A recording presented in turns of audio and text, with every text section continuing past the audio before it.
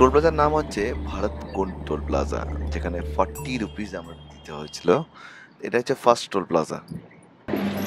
এখন বাজে হচ্ছে ওই 8টা নাগাদ বাজে, 8টা বাজে। 1 ঘন্টা প্রায় ড্রাইভ করেছি। আর সুন্দর একটা সকাল, খুব সুন্দর লাগছে। জাস্ট এই জায়গাটা রাতে কেমন লাগছে, অসাধারণ লাগে। পুরো কুয়াশার টেম্পারেচার হার্ডলি ওই 15 ডিগ্রি হবে এই টেম্পারেচার। আর ঠান্ডা লাগছে, কিন্তু যাই হোক ভালো লাগছে।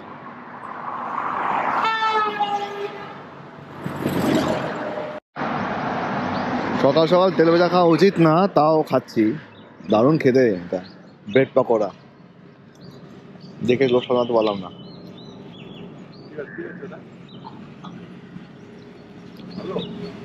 ভালো।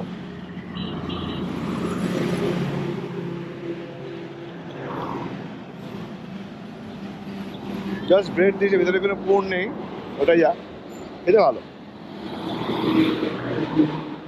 চাও আছে, চা পকোড়া পাউরুটি আর উপরে বেসন দিয়ে করে দিয়েছে। কি ও বাবা, হাতে এবার চক্র লাগিয়েছে, ক্র্যাক্স নাকি? বাহ।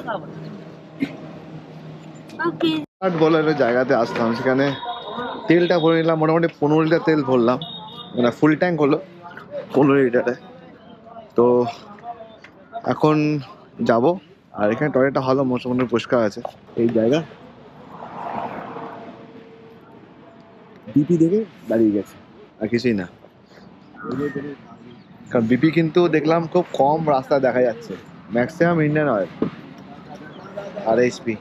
সুলতানপুর বাইপাস ধরে এবারে ছাটাউনা রোড বা পাড়াইপড়া রোড বা ধরবো, মোটামুটি 5 কিলোমিটার পরে।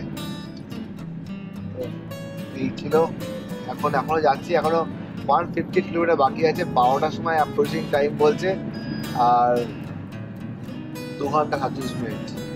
তো জায়গার নাম হচ্ছে ফুলকি।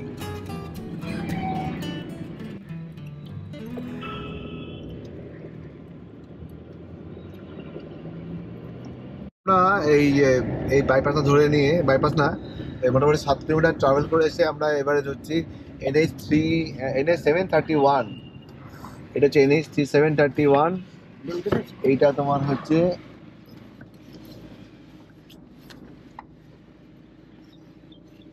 ধরবো, এবারে যাবো তো মোটামুটি 33 কিলোমিটার যাবো এই রোডটার ওপরে। এটা কন্টিনিউ স্ট্রেট অন মহাদেব